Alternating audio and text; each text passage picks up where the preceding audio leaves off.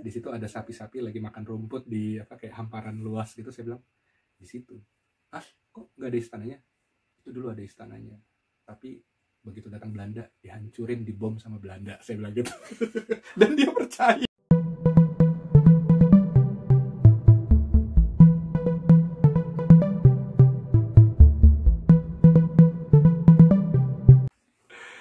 Jadi ada dua kebohongan, sebenarnya bukan kebohongan sih, tapi trik yang saya lakukan saat ngobrol-ngobrol atau pacaran dengan Mama Uli dan Ria. Yang pertama itu soal Raja Batak. Ya, dari zaman dahulu ya, jauh dari Sebelum nikah. jauh sebelum nikah, kami suka berkumpul sama teman-teman dan dengar cerita dari luar negeri ya. Dari orang-orang asing ya. Salah satu cerita adalah cerita tentang kerajaan Batak yang di Sumatera. Majapahit dulu, Majapahit. Terus Batak. Yang Batak ya, dengan istana, dengan tanah, ya, dan dengan raja-raja Batak. Ya, salah satunya jadi dia. Ya, waktu itu saya bilang, bukan bilang sebenarnya, waktu lagi ngobrol-ngobrol, habis latihan nyanyi, ada yang nanya, kamu dari mana sih? Dari Indonesia. Ah, Kakoi Ostrov. Pulau apa? Pulau Sumatera. Suku apa? Ditanyakan. Narodnosnya apa? Batak. Oh, kami tahu Batak. Iya, saya keturunan Raja Batak. Nama Raja Batak itu si Hombing gitu. Saya bilangnya Raja Batak itu si Hombing. Kalau dalam pikiran orang Rusia dan cewek Rusia, raja berarti ada istana besar, ada tanah, ada emas. Ya, itu orang Eropa sih ya kebanyakan, dan orang Rusia kalau dengar wah keturunan raja. Apalagi waktu itu kan saya sempat diundang nyanyi ya di Kremlin, terus untuk acara kayak lulusan SMA seluruh Rusia. Terus saya diperkenalkan, ditanya mau diperkenalkan sebagai apa, saya bilang Raymond Sihombing, nomor 18. Hah, nomor 18 maksudnya keturunan nomor 18. Jadi kamu keturunan raja? Iya, kan orang Batak semua ngaku keturunan raja. Karena semua marga-marga Batak itu kan raja, Raja Sihombing, Raja Simangunsong, Raja Manalu, dan lain sebagainya. Terus jangan takut loh. Terus akhirnya ya itu jadi berkembang di pergaulan saya, di teman-teman kuliah S2, S3, terus di teman-teman nyanyi, termasuk Yulia sering dengar cerita itu. Terus mereka di benak orang-orang Rusia, khususnya cewek-cewek Rusia itu ya, wah ini kalau Prince berarti tanahnya banyak, hartanya banyak, emasnya banyak, ada istana, terus wah pokoknya tajir banget deh, tajir melintir gitu. Terus datanglah Yulia saya datang ke kampung.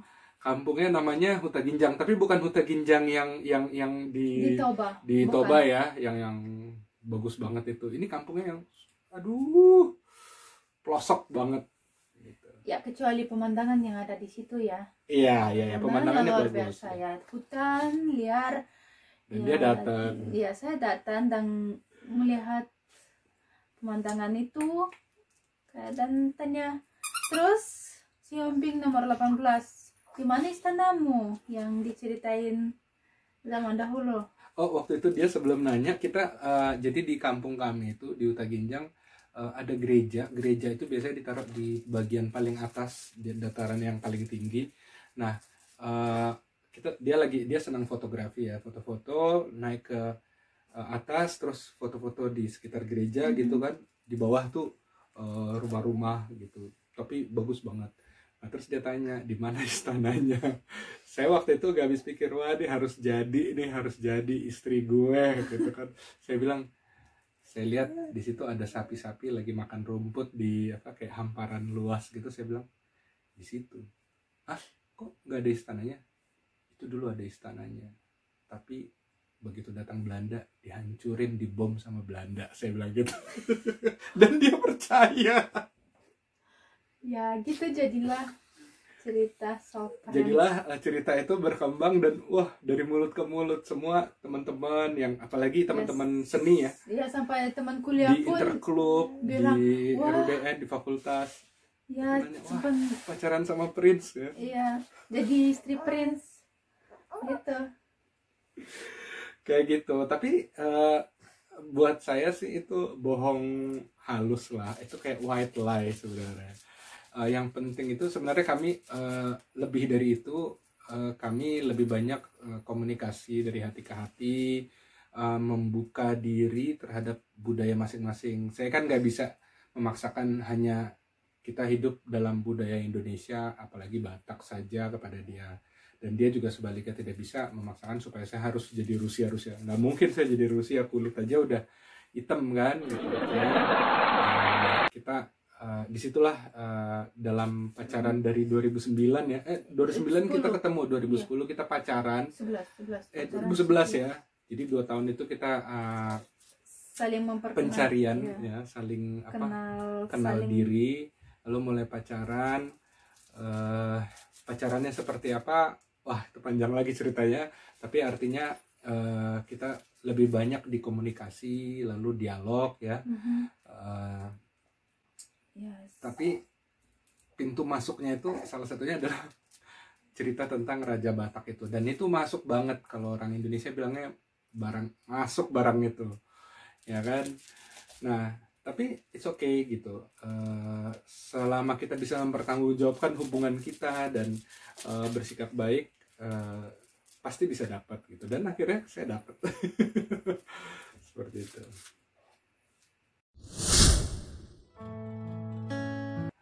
Waktu itu pas saya melamar ya, iya, itu di depan kakek neneknya yang adalah veteran Perang Dunia Kedua.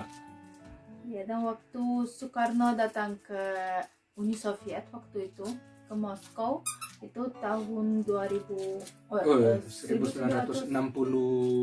atau 61 begitu. Ya, disitulah mereka di Moskow gitu. Mereka masih mahasiswa ya. Iya, dan ternyata mereka adalah mahasiswa yang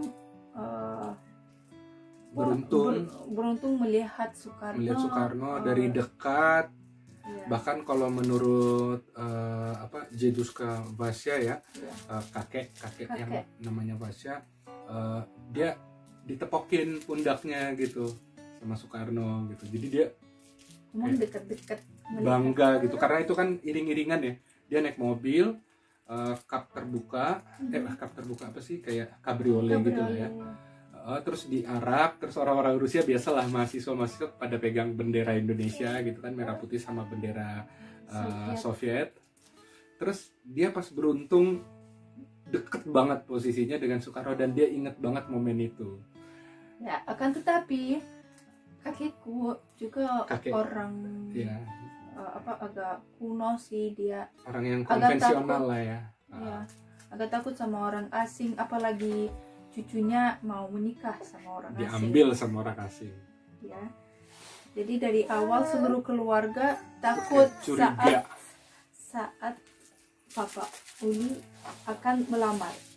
Iya, dan itu momennya tuh cepet banget. Dia bilang, kamu dan kita diundang ke sana, ke kampungnya Yulia untuk makan. Ya, awalnya untuk weekend, bertemu sama kakek nenek, tapi ya dalam momen makan gitu, makan bersama. Wah, dalam hati saya, waduh, serem banget nih. Kayaknya gue bakal dicincang hidup-hidup atau disiksa atau bakal mati nih, nggak berbekas di Rusia. Tapi ternyata itu juga ada cerita drama juga yang saya ketinggalan kereta ya. Iya. Aduh, itu drama banget. Nah, tapi singkat cerita, saya sampai ke sana, terus itu saya posisinya takut sekali dan tegang karena di situ mungkin satu-satunya orang asing itu cuman saya, dan kulitnya hitam sendiri lagi, yang lain tuh Rusia beneran Rusia gitu. Iya kan?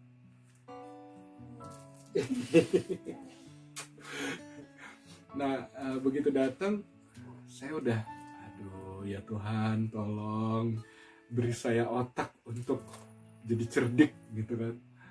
Terus ternyata begitu sampai disambut Ya, terus kakek nenek datang. kakek nenek datang, Jeduska Bapuska Ya. maksudnya. Itu momen mereka bertemu, Terus saya sering lihat, dia liatin saya udah aduh ngomong apa ya. Ternyata dia tanya apa dia bilang откуда ты молодой человек, ya откуда ты молодой человек, dari mana kamu woi young man, anak muda gitu. Saya bilang Indonesia gitu. Indonesia. Dia langsung teng Indonesia. Terus dia kata pertama yang muncul di bibirnya adalah kakek ya, Ya, Soekarno. Знаешь? Dia bilang gitu. Kamu tahu Soekarno? Saya bilang, очень хорошо знаю. Saya tahu banget. Он мой родственник. Saya bilang dia saudara saya. Padahal itu nggak tahu ya Tuhan tuh baik ya, dia kasih saya cepet gitu untuk berpikir dan berbicara bahwa Soekarno itu saudara saya. Kan nggak salah juga ya. Kalau orang Indonesia bilangnya saudara sebangsa dan setanah air ya kan. Nah, tapi kan saya nggak lanjutin sebangsa dan setanah air. Dan dia percaya kakek itu. Dan mertua saya itu sama dia semua udah dari tegang terus jadi kayak bingung. Hah, kok raut mukanya kakek sama nenek jadi bersahabat? Terus tindakan yang pertama tuh dia ngedeketin saya, terus dia peluk saya. Pas tapi momen kedua ya, itu yang pertama. Momen kedua itu dia malah pas ketemu pertama kali udah kayak mau hormat terus ketawa gitu, kayak selalu di benak dia itu Soekarno itu memang legend banget dan punya karisma sampai dia pun udah berapa puluh tahun itu kan sebenarnya dia masih ingat gitu. Jadi itu berkesan sekali buat dia dan buat saya juga, karena itu menyelamatkan saya. Itu momen-momen yang istilahnya mereka menekan tombol dari no ke yes untuk menyetujui hubungan kami berdua sampai ke jenjang serius gitu. Terus apa ya sih, pas lagi ngelamar itu kan pokoknya singkat cerita saya udah mau kasih cincin gitu, mau ngomong ke mertua, waktu itu calon mertua.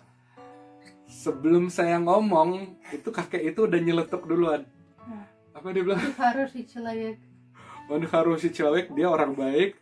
Ya первый человек, который согласен. Dia bilang, saya orang pertama yang setuju. Padahal saya belum ngomong apa-apa. Yeah. Itu gila banget deh. Saya banyak sekali dengar cerita dari dia tentang Soekarno. Terus dia juga kasih wejangan banyak, nasihat-nasihat cara hidup orang Rusia dulu, dari zaman dulu kerajaan, terus zaman Soviet sampai sekarang. Dan dia bisa membedakan mana orang Rusia yang ini kardus nih, mana yang memang berpendidikan, intelektual, dan martabatnya baik gitu ya, kayak gitu. Jadi dua hal itu, jadi Batak terus Soekarno itu nyelamatin saya, nyelamatin banget sampai akhirnya kita bisa bareng. Terus sudah punya anak pertama si Uli, terus anak kedua nih si Ria. Dua momen itu saya nggak bisa lupain ya. Iya. Karena itu momen yang benar-benar banyak sekali memberi saya luck, good luck. Pertama saya sering diundang nyanyi konser karena mereka nganggap saya, wah ini Prince si Hombing keturunan 18. Nggak ada salahnya kan, emang saya nomor 18 gitu. Meskipun kalau ditanya yang keturunan 18 ada berapa, ada banyak di seluruh dunia kan, tapi kan mereka nggak tahu dan nggak nanya juga gitu. Jadi nggak salah gitu. Jadi saya pernah diundang nyanyi, terus diundang konser, terus diberi tiket konser, terus banyak punya kenalan karena kata Batak itu, Raja Batak, si Hombing, dan Soekarno. Yang penting itu bagaimana kita bisa bertahan hidup, bagaimana kita bisa cerdik untuk mengejar cita-cita kita, apa yang mau kita dapat, tentu dengan cara-cara yang baik. Yang tadi itu white lie lah ya. Oke, sampai jumpa lagi.